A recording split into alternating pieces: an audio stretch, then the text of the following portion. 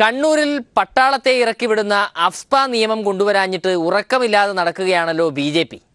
പട്ടാളത്തെ ഇറക്കിക്കാൻ തങ്ങളെക്കൊണ്ട് കഴിയുന്നതെല്ലാം ചെയ്യുന്നുണ്ട് BJP നേതാക്കൾ.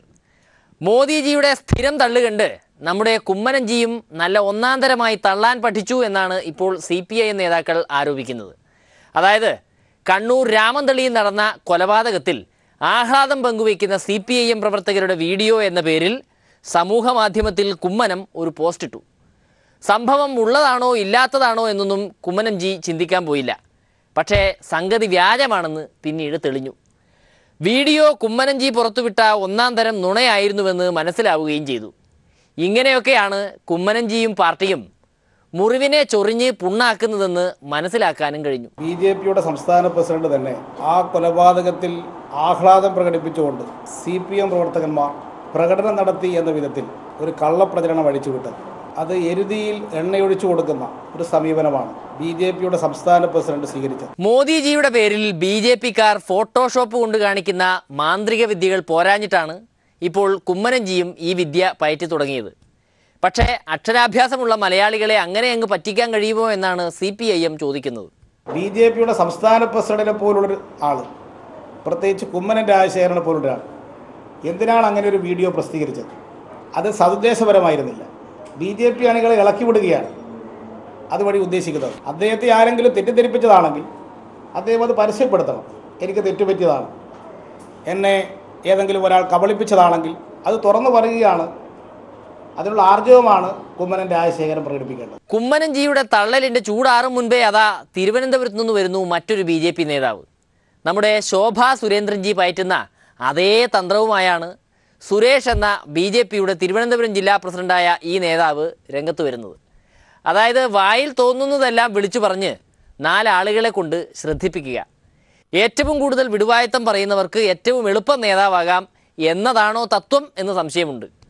തങ്ങളോട് കളിച്ചാൽ പോലീസുകാരെയെല്ലാം കീച്ചിക്കളയും എന്നാണ് ഈ നേതാവ് തട്ടിവിട്ടത്. ആനാവൂരിൽ സമാധാനം നിലനിൽക്കുന്നുവെങ്കിൽ എന്റെ പോലീസുകാരായ ഇവിടുത്തെ DYSPയോടും CIയോടും ഞാൻ പറയാൻ ആഗ്രഹിക്കുന്നു, അത് ഇവിടുത്തെ RSSും ഭാരതീയ ജനതാ പാർട്ടിയും നൽകിയ ഔദാര്യം ഒന്നുകൊണ്ട് മാത്രമാണ് സമാധാനം നിലനിൽക്കുന്നത് എന്ന് പറയാൻ ആഗ്രഹിക്കുകയാണ്.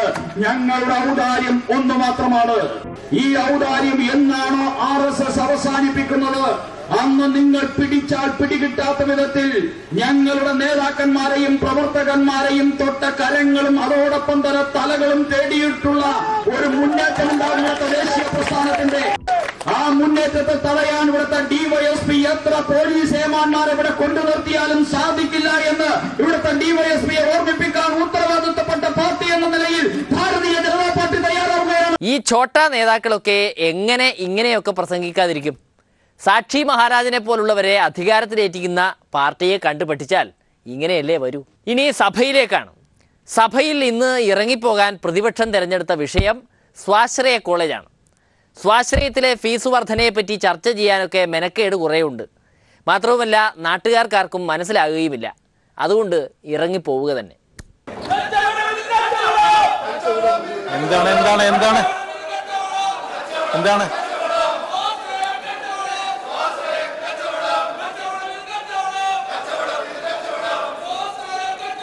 എന്താണ് ബഹുമാനപ്പെട്ട പ്രതിപക്ഷ നേതാവ് വാക്കൗട്ട് ചെയ്യുന്നില്ല? സ്വാശ്രയം എന്ന് കേട്ടപ്പോൾ നമ്മുടെ KSU കുട്ടികളും ഉഷാറിലായി. സെക്രട്ടേറിയറ്റ് പരിസരത്ത് ഒരു സമരം നടത്തിയിട്ട് കാലം കുറച്ചായല്ലോ. എന്തായാലും കരിങ്കൊടി കാണിക്കാൻ വന്ന് ജീവനും കൊണ്ടോടിയ യൂത്ത് കോൺഗ്രസ്സുകാരുണ്ടാക്കിയ നാണക്കേടിന് ഒരു തടയിടുകയും ആവാം. മാനേജ്മെന്റ് നടപടിയെ ന്യായീകരിക്കുന്ന ഗവൺമെന്റിന്റെ കൂട്ടുകെട്ട്, മാനേജ്മെന്റും ഗവൺമെന്റും അവിശുദ്ധ കൂട്ടുകെട്ടിലൂടെ വിദ്യാർത്ഥികളെ ഇത്തരത്തിൽ വഞ്ചിക്കുകയാണ്. അതിനെതിരെയുള്ള കൃത്യമായ പ്രതിഷേധ പരിപാടികൾ ഇന്ന് നമ്മൾ ആരംഭം കുറിക്കുന്നു. നാളുകളിൽ മുഴുവൻ ജില്ലകളിലും ഇതുമായി ബന്ധപ്പെട്ട് തോമസ് ചാണ്ടി സാർ KSRTC ഏറ്റെടുത്ത അന്ന് മുതൽ തന്നെ പറഞ്ഞതാണ് ഇവിടെ എന്തെങ്കിലുമൊക്കെ നടക്കും എന്ന്. ഇതാ സംഗതികൾ പലതും നടക്കാൻ പോവുകയാണത്രേ. പക്ഷേ എന്താണ് നടക്കാൻ പോകുന്നതെന്ന് ചാണ്ടി സാർ വെളിപ്പെടുത്തില്ല. അത് സസ്പെൻസാണ്. വകുപ്പ് ഭരിക്കുന്നത് ഒരു മുതലാളിയാകയാൽ അതിനെ നമ്മൾ ട്രേഡ് സീക്രട്ട് എന്ന് പറയും. പാലശാലയിൽ ഏതായാലും അടുത്ത് തന്നെ ഒരു വികസനം ഉണ്ടാകുമെന്ന് ഞാൻ അങ്ങേക്ക് ഉറപ്പ് തരാം. എന്താണെന്ന് ഇപ്പോൾ പറയാൻ നിവൃത്തിയില്ല. തീർച്ചയായിട്ടും അങ്ങയുടെ എല്ലാ ട്രേഡ് സീക്രട്ടും പുറത്തുവിട്ടുണ്ട്. ഇല്ല, 30 ദിവസം കൊണ്ട് 60 കോടി രൂപ, 20 കോടിയും കൂടി മതി ശമ്പളം കൊടുക്കാൻ. അപ്പോൾ ആ കാര്യങ്ങൾ ഞങ്ങൾ നടപ്പിലാക്കിക്കൊണ്ടിരിക്കുകയാണ്. സ്പീക്കർ പറഞ്ഞ എല്ലാ ട്രേഡ് സീക്രട്ടും ഇപ്പോൾ പറയാൻ നിവൃത്തി. പക്ഷേ സംഗതി ഇങ്ങനെ അപ്പം തിന്നാ മതി കുഴിയെണ്ണണ്ട എന്നൊക്കെ പറയുമെങ്കിലും വകുപ്പിൻ്റെ കഷ്ടപ്പാടൊക്കെ ചാണ്ടി സാറിന് മനസ്സിലായിട്ടുണ്ട്. അതുകൊണ്ട് തന്നെ ഇപ്പോൾ ഉറക്കം പോലും നഷ്ടമായിപ്പോയി മന്ത്രിക്ക്. മുൻ ഗതാഗത മന്ത്രിയായിരുന്ന തിരുവഞ്ചൂർ സാറും ചാണ്ടി സാറിൻ്റെ ഉറക്കം കളയുന്നതിന് കാരണക്കാരനാണെന്നും വെളിപ്പെടുത്തുന്നു മന്ത്രി. ബഹുമാനപ്പെട്ട അംഗം പറഞ്ഞു, അങ്ങ് ഉണ്ടായിരുന്ന കാലത്ത് 5-ാം തീയതി കൊടുക്കുമായിരുന്നു. അതിനുശേഷം 2 പേരിരുന്നല്ലോ. ഞാൻ രാത്രി 2 മണിയാകുമ്പോൾ എഴുന്നേറ്റിരിക്കും, അടുത്ത മാസത്തിൽ എങ്ങനെ ശമ്പളം കൊടുക്കുന്നു.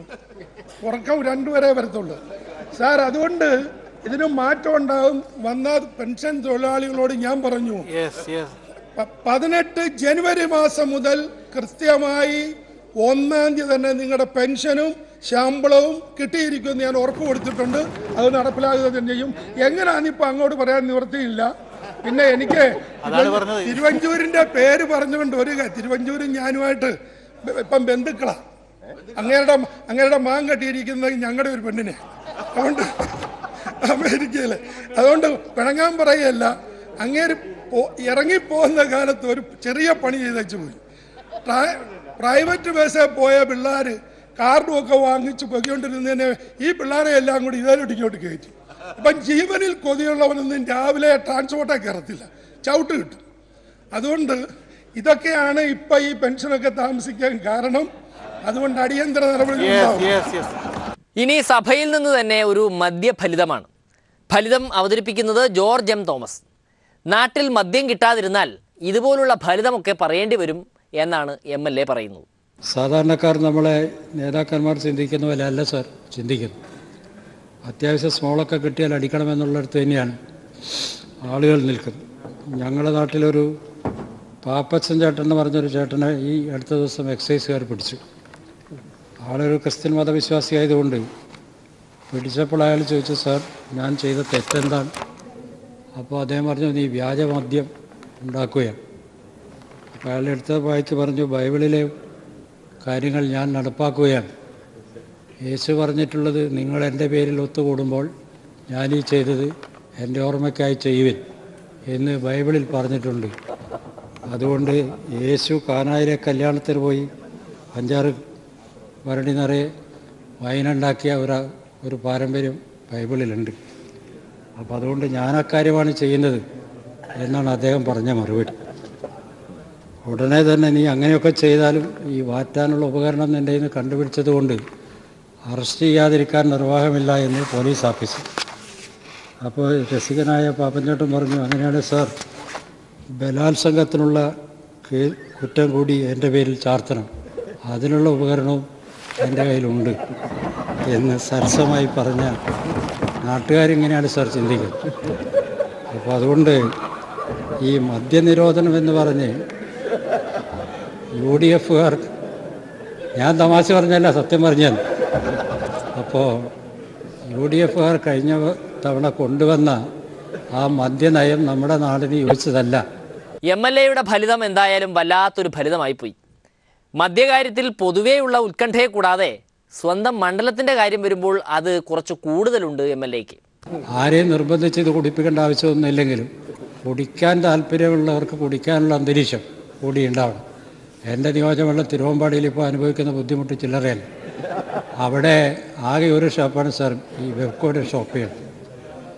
നിലമ്പൂർ മണ്ഡലത്തിലില്ല, വണ്ടൂർ നിയോജകമണ്ഡലത്തിൽ ഷാപ്പില്ല, ഈ ബഷീറിൻ്റെ ഏറനാട് മണ്ഡലത്തിൽ ഷാപ്പില്ല, നമ്മളെ PT റഹീംഖാൻ്റെ കുന്നമംഗലത്തെ ഷാപ്പില്ല. കൂടരഞ്ഞിയിലുണ്ട് സാർ, മാണിസാറിൻ്റെ കൂടി പഴയ നാടാണ്. അവിടെ ഇല്ലേ നമ്മളെ ഈ കാരാട്ട് റസാക്കിൻ്റെ മണ്ഡലത്തിലും സാധനമില്ല. അവിടുന്ന് എല്ലാം ഓട്ടോറിക്ഷയും ടാക്സിയും വിളിച്ചിട്ട് ഞങ്ങളെ അവിടേക്ക് വരികയാണ്. അപ്പോൾ ഞങ്ങളെ നാട്ടുകാർക്ക് ഇത് കിട്ടണില്ല. ഒന്നുകിൽ സാർ ഞങ്ങളെ നാട്ടുകാർക്ക് കൂടി കിട്ടാനുള്ള ഒരു സംവിധാനം ഉണ്ടാക്കണം, ഇല്ലെങ്കിൽ ഇവർക്കൊക്കെ ഓരോന്ന് കൊടുക്കുക. R. ബാലകൃഷ്ണപിള്ള സാർ രാഷ്ട്രീയ ജീവിതം തുടങ്ങിയിട്ട് കൊല്ലം 65ആയി. പ്രതാപം ഇപ്പോൾ ഇത്തിരി കുറഞ്ഞാലും മെലിഞ്ഞ ആനയെ തൊഴുത്തിൽ കെട്ടാൻ പറ്റില്ലല്ലോ. എത്ര ക്ഷീണിച്ചാലും പിള്ള സാർ തന്നെ. അതുകൊണ്ട് പിള്ള സാറിന് ഗംഭീര സ്വീകരണം നൽകി നാട്ടുകാർ. നാടും നഗരവും ജനങ്ങളും നൽകിയ ആദരവും ഏറ്റുവാങ്ങി നേത്രങ്ങൾ കൊണ്ട് ഇരു സൈഡിലും കൊട്ടാരക്കരയുടെ മണ്ണിൽ നിന്നും കേരള രാഷ്ട്രീയത്തിലേക്കും സ്വീകരണമൊക്കെ സുഖിച്ചെങ്കിലും മകൻ ഗണേശന് ഒരു മന്ത്രിസ്ഥാനമില്ലാത്തതിന്റെ പുത്രദുഃഖം ഇപ്പോൾ പിള്ള സാറിനെ വേട്ടയാടുന്നുണ്ട്. മര്യാദയുടെ പേരിലാണെങ്കിൽ ഗണേശനെ മന്ത്രിയാക്കേണ്ടതായിരുന്നു എന്ന് വിശ്വസിക്കുന്ന ആളാണ് ഞാൻ. നമ്മൾ മുന്നണിക്ക് വെളിയിൽ നിൽക്കുക, എത്ര കാലം നിൽക്കുമെന്നൊക്കെ ഉള്ളതൊന്നും ഇപ്പൊ പറയുന്നില്ല, അതിലേക്കൊന്നും കിടക്കുന്നില്ല. ഒക്കത്തിനും വഴിയുണ്ടാക്കാം എന്ന ലൈനിലുള്ള CPIM നേതാവ് EP ജയരാജന്റെ വാക്കുകൾ പിള്ള സാറിന് സംതൃപ്തി നൽകിയോ എന്തോ. ശ്രീ ആർ ബാലകൃഷ്ണപിള്ളയെ പോലെ മതേതരത്വത്തിന്റെയും മനുഷ്യസ്നേഹത്തിന്റെയും പാർലമെന്ററി ഡെമോക്രസിയുടെ സംരക്ഷണത്തിന്റെയും വക്താക്കൾ ഇനിയും ഒട്ടനവധി കാലം ദീർഘായുസോടുകൂടി ജീവിക്കണമെന്ന് ഞങ്ങൾ ആഗ്രഹിക്കുന്നു. അദ്ദേഹത്തിന്റെ ജീവിതകാലം ഇനി അങ്ങോട്ട് ഇടതുപക്ഷത്തെ ശക്തിപ്പെടുത്താൻ ഉണ്ടാകണമെന്നാണ് ഞാൻ ആഗ്രഹിക്കുന്നത്.